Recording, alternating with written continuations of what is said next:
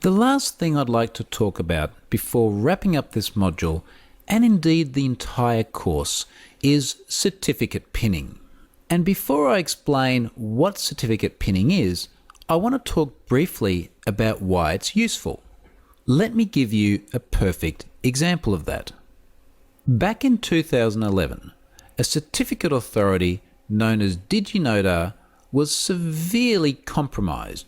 And when I say severely, I mean to the point that the attackers were actually able to issue certificates for domains such as Google, wildcard certificates no less, for star.google.com.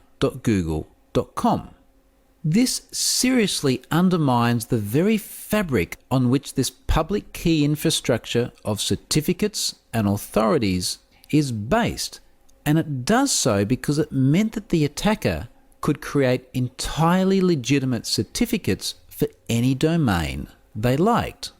We've just been playing around in Fiddler, creating self-signed certificates that weren't trusted by devices, at least not until we compromised them.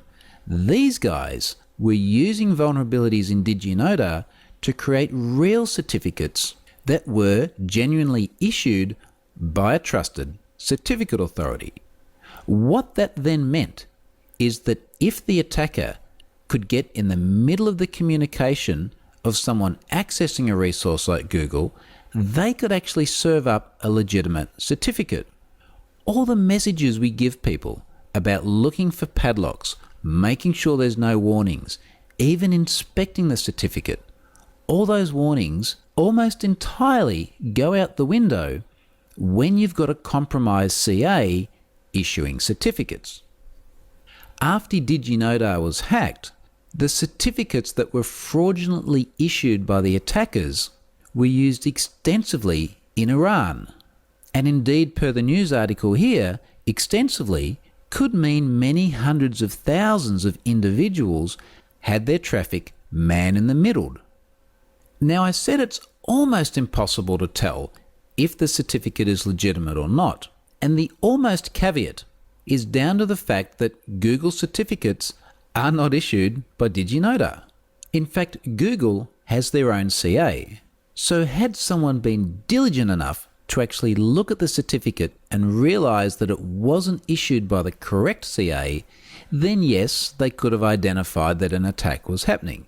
But let's face it, that's not feasible, certainly not for consumers.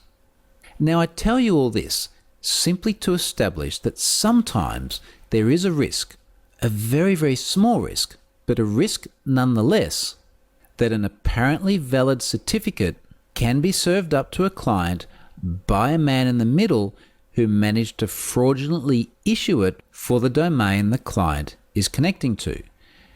There is a way around this, and it's called certificate pinning. And I'd like to give you an example of that in a real-world app right now.